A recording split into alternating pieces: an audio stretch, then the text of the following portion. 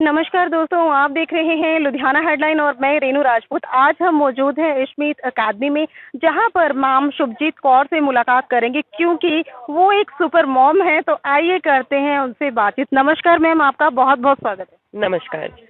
Ma'am, आज mother day के उपलक्ष्य में आपसे कुछ विस्तृत जानकारी चाहूंगी कि जैसे कि आधुनिकता के दौर की बात करें, माँ भी आधुनिकता के दौर में इस तरह फंस चुकी है, तो मैम क्या कहना चाहेंगे उस विषय में?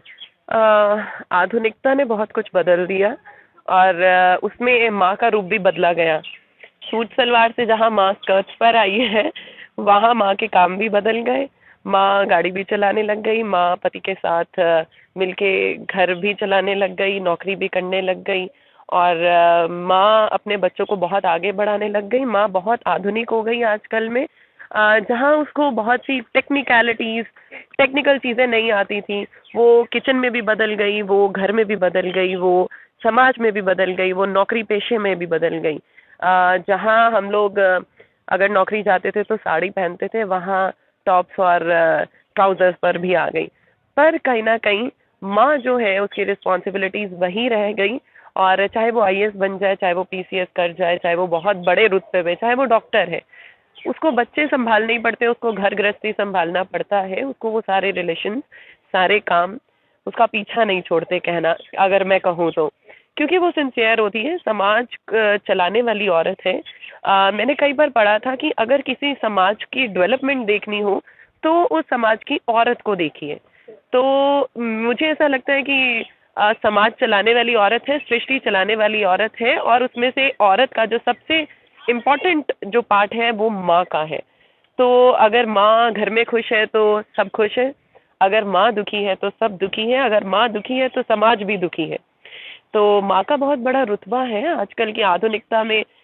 माँ ने जहाँ अपने आप को बिल्कुल ऐसे एक रोबोट की तरह स्टैंड करा है कि मैं ये भी कर सकती हूँ, वो भी कर सकती हूँ, पर कहीं ना कहीं थोड़ी आधुनिकता आजकल की परेशानी भी थोड़ा लेके आ रही है आजकल के समय में, क्योंकि ज़्यादा काम करने की वजह से बिजनेस लेडीज हो चुकी हैं, डॉक्टर्स हो चुकी हैं। तो कहीं ना कहीं मुझे ऐसा लगता है, मुझे जैसा मेरा इंस्टीट्यूट चल रहा है या मैं डेली सोशल इवेंट्स पर रहती हूँ, कभी कहाँ चीफ गेस्ट हूँ, कभी कैसा हूँ, पर मुझे भी ऐसा लगता होता है कि कई बार बच्चे के लिए वक्त निकालना, पति के लिए वक्त निकालना थोड़ा सा मुश्किल हो जाता है। पर मैं उसकी पूरी कोशिश करती हूँ, और सिर्फ यही एक आधुनिकता का मुझे एक जो नेगेटिव एस्पेक्ट लगता है कि माँ के लिए अपने घर को थोड़ा सा टाइम देना जो है वो मुश्किल हो गया है। और अगर उसको भी हम बैलेंस करके चलें तो शायद आज की आधुनिकता से बड़ी और कोई माँ नहीं होगी। मैम, जैसा कि कथक की बात करें, आप इस फील्ड में आए, आपने इस फील्ड को मतलब भी बहुत कुछ दिया है और बहुत कुछ देखने को मिला है कि इवन कि लोगों के मुंह से आपका जो नाम है हर वक्त सुना जाता है, क्योंकि कथक में आप इतना बढ़िया परफॉर्म करते हैं। तो मैम, आपको ये प्रोत्साहन कहाँ से मिला? क्या आपकी फैमिली में, आपके में कोई ऐसा पर्सन इस प्रोफेशन से रिलेटेड था मैम? जी, मैं एक आर्टिस्ट फैमिली से हूँ, और मेरे नाना जी मेरे पहले गुरु, मेरी माँ मेरी दूसरे गुरु। और मुझे खून में ही म्यूजिक, और एक होता है जिनके ब्लड में कलाकारी होती है, मुझे वो मिला। पर अपने परिवार में डांसर मैं पहली हूँ। मेरे नाना जी जिनकी बदौलत हम आज, जो मेरा जो भी नाम है उनकी बदौलत है। उन्होंने शायद वो कह लो कि दिमाग में वो म्यूजिक ना डाला होता, या हमारे खून के अंदर वो चीजें ना होती, तो शायद आज जो भी सब लोग कहते हैं कि मैम अच्छा परफॉर्म करती हैं, सब हम लोग ऑडियंस के लिए होते हैं, और अगर ऑडियंस को अच्छा लगता है तो शायद हम लोगों की मेहनत सफल होती है। तो जो भी है वो मेरी माँ, मेरे पापा, मेरे, आज मैं भी अपनी माँ ही याद कर रही हूँ, तो मेरी माँ, मेरे पापा और मेरे नाना जी के कारण है। मेरे पापा ने मुझे सपोर्ट करा तो मैं यहाँ तक पहुँच पाई। मेरे मम्मा ने मुझे वो वैल्यूज दिए तो मैं यहाँ तक पहुँच पाई। और मेरे नाना जी के कारण वो चीज़ें मेरे खून में आई। मेरी मम्मा दूरदर्शन की ग्रेड 1 आर्टिस्ट रह चुकी हैं, और वो रेनाउंड सितारिस्ट भी रह चुकी हैं, और गाना मुझे घर से मिला। डांस को मैंने शुरू करा, और आगे मेरी बेटी जो है उसको लीगेसी को बना रही है। रही बात कथक की, तो ये भगवान ही जानते हैं, श्री कृष्ण या भगवान शिव ही जानते हैं कि लुधियाना में बैठी हूँ तो उसको कैसे करे जा रही हूँ। अदरवाइज सरदार फैमिली से हूँ, तो सब लोग मुझे पूछते हैं कि ये कैसे, ऐसा देखा नहीं जाता अक्सर, तो सब लोग पूछते हैं कि ये कैसे। और अगर मैं अपनी बेटी का कुछ वीडियो डालती हूँ तो वो वायरल हो जाता है। उस वीडियो के चलते मुझे अच्छे अच्छे कथक एक्सपोनेंट्स के जब कॉल्स आते हैं ऑल ओवर इंडिया से, तो मुझसे ये चीज़ पूछते हैं कि आप लुधियाना में बैठ के पंजाब में इतना अच्छा काम कर रही हो कि आप कहाँ से हो, आपका कुछ बैकग्राउंड एज अ आर्टिस्ट लगता है, पर कृपा है मैम भगवान की, माँ की कृपा है। मैम जैसा कि मदर डे की बात करें तो माँ के पैरों के नीचे जो है जन्नत होती है, ऐसा तो सभी जानते हैं। लेकिन मैम लिव इन रिलेशनशिप की बात करें तो बहुत सी कुछ ऐसी लड़कियां हैं जो लिव इन रिलेशनशिप में रहती हैं, लेकिन उसके बाद वो डरती हैं और बच्चे को जन्म देने के पश्चात उसे किसी झाड़ियों में या किसी नाले में फेंक दिया जाता है। तो मैम क्या कहना चाहेंगे उस विषय में आप? मैं ज्यादा ना बोल करके इसमें यही बोलूंगी कि हम लोग मंदिर में माथा टेकने जाते हैं तो हम माँ शक्ति का अंश हैं।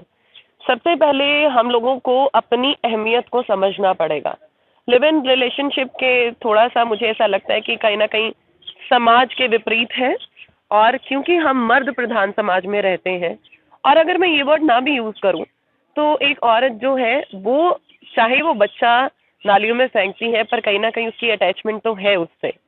तो शायद भगवान आपको इस चीज के लिए माफ नहीं करता, क्योंकि नेचर ने, भगवान ने आपको ऐसा बनाया कि आप देखिए, औरत ही बच्चा पैदा करती है, मर्द तो नहीं करता।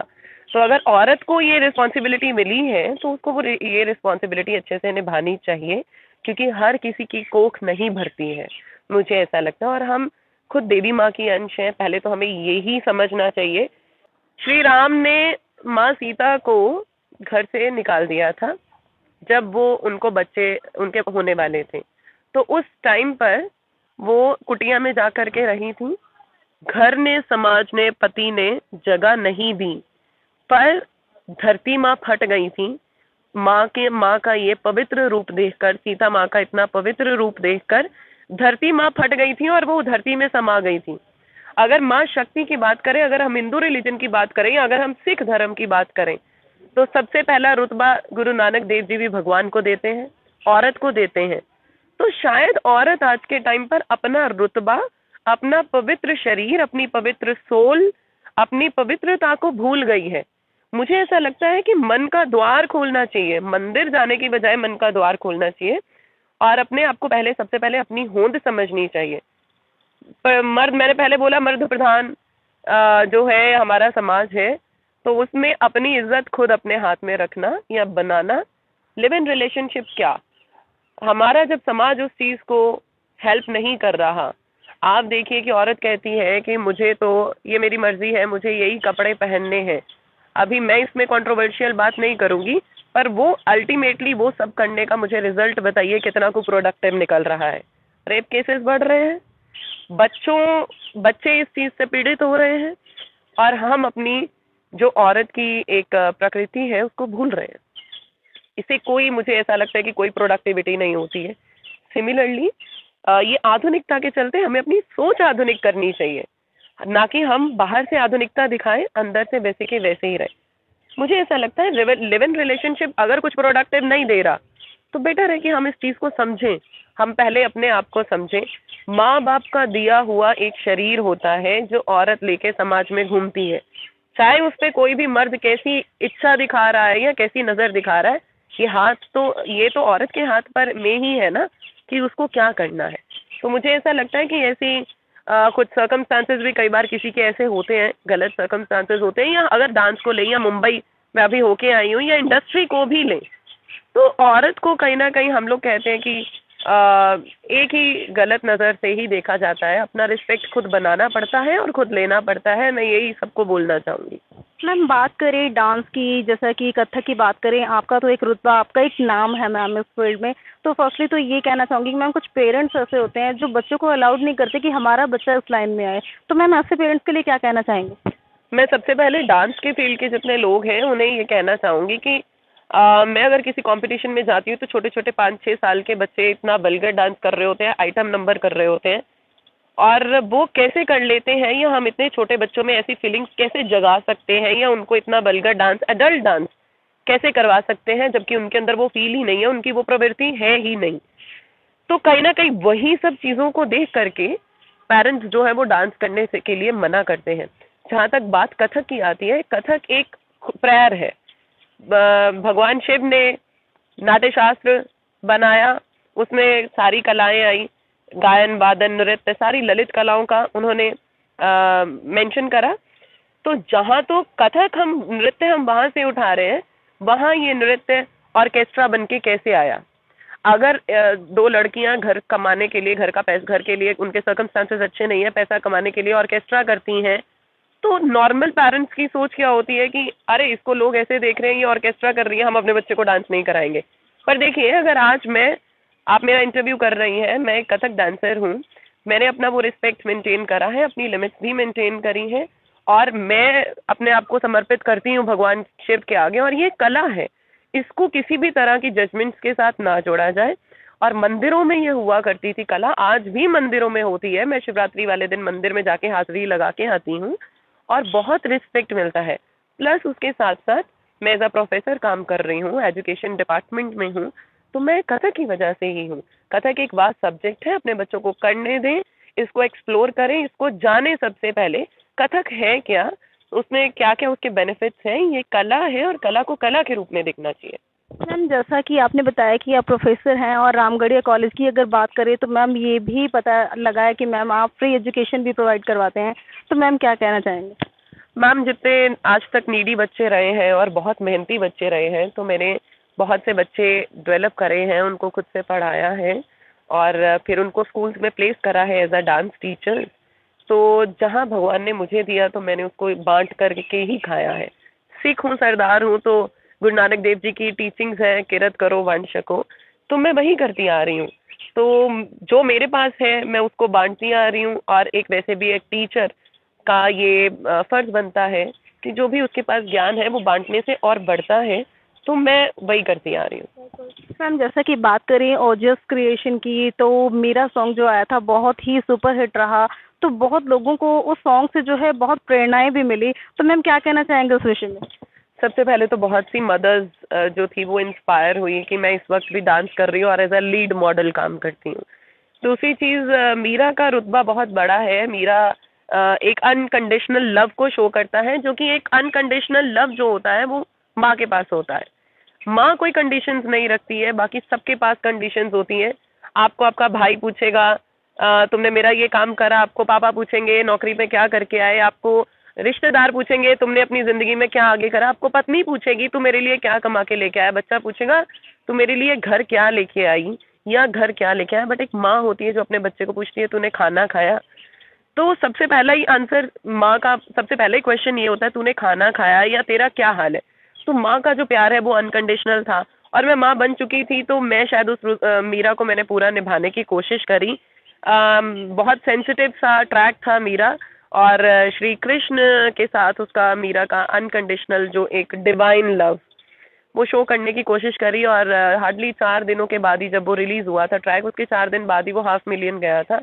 और मैं तो थैंक यू करूंगी ओजस क्रिएशंस को कि जिन्होंने मुंबई से ढूंढते ढूंढते मीरा उन्हें आकर के लुधियाना में मिली। बहुत अच्छा ट्रैक रहा और उसने सबको इंस्पायर करा, सबने उसको बहुत सराहा, और मुझे भी इंस्पायर करा कि मैं ऐसे ट्रैक्स और आगे करती रहूँ। लुधियाना हेडलाइन के माध्यम से दर्शक आपको देख भी रहे हैं, सुन भी रहे हैं, तो मैम मदर डे की उपलक्ष्य में मैम एक क्या मैसेज है जो आप जनता को देना चाहेंगे? मेरा सभी मदर्स को ये मैसेज है कि घर गृहस्थी के सारे काम करते, सारे रिश्ते निभाते, सब कुछ करने के बाद अपने लिए वक्त ज़रूर निकालें, ताकि जैसे मैं मीरा का ट्रैक कर चुकी हूँ वैसा आप भी कुछ खास करें, और ज़रूर करें। और उसको, अपने आर्ट को, अपनी कला को या अपने शौक को छोड़े नहीं, क्योंकि ज़िंदगी एक ही मिली है, उसको जीना चाहिए, उसको सेलिब्रेट करना चाहिए, और खूब अपने बच्चों के साथ निभाएं, अपने पेरेंट्स के साथ निभाएं, और जितने रिलेशंस भगवान ने दिए हैं आपकी ज़िंदगी में, सबका एक वैल्यू है, उनको निभाएं, और ऐसे ही मदर्स डे मनाते जाएं। बहुत बहुत धन्यवाद मैम। शुक्रिया। जैसा कि मदर डे के उपलक्ष्य में मैम शुभजीत कौर जो है सुपर मॉम भी हैं, उनसे बातचीत की, तो आइए अब बात करते हैं उनकी सुपर डॉटर जयजीत कौर से। बच्चे, आप क्या करते हैं? मैं डांस करती हूँ और स्टडी भी करते हैं। आप कौन सी क्लास में हैं? मैं 4th क्लास में हूँ। 4th क्लास में है। जैसा कि बहुत सी इवेंट ऑर्गेनाइज होते हैं, आपके मम्मा भी पार्टिसिपेट करते हैं, वो तो इवेंट की खुद भी शो करते हैं, तो आप भी जाते हैं उसमें? यस। अभी तक कितनी इवेंट्स कर चुके हैं बेटा? मैंने कभी गिने नहीं, पर इतना पता है कि 30+ 40+ हो गए होंगे। जैसा कि मदर डे की बात करें तो आपकी जो मॉम है सुपर मॉम के नाम से जानी जा रही हैं, तो उनमें बहुत सी क्वालिटीज़ हैं। आपको सबसे अच्छी क्वालिटी अपनी मॉम की कौन सी लगती है? उनके एक्सप्रेशंस। एक्सप्रेशन, तो क्या आप भी सेम एज इट इज वही एक्सप्रेशन अपने जो भी डांस आप करती हैं उसमें आप यूज करती हैं? यस, तो आप किसकी तरह बनना चाहती हैं? अपनी मदर की तरह। मैं डांसर और उनकी तरह प्रोफेसर बनना चाहती हूँ। ओके, तो आप उनकी तरह प्रोफेसर बनना चाहती हैं। तो आपकी मॉम के लिए आप मदर डे के उपलक्ष्य में कोई 2 वर्ड बहुत अच्छे से मुझे सुनाइए। गौर से सुनिए तारीफ जरा, माँ से बढ़कर भी नाम क्या होगा, जिसके कदमों के नीचे जन्नत है, उसके सर का मुकाम क्या होगा, उसके सर का मुकाम क्या होगा। वाओ! जैसा कि बेटी ने बताया माँ के पैरों के नीचे जन्नत होती है, तो ये है सुपर मॉम की सुपर डॉटर।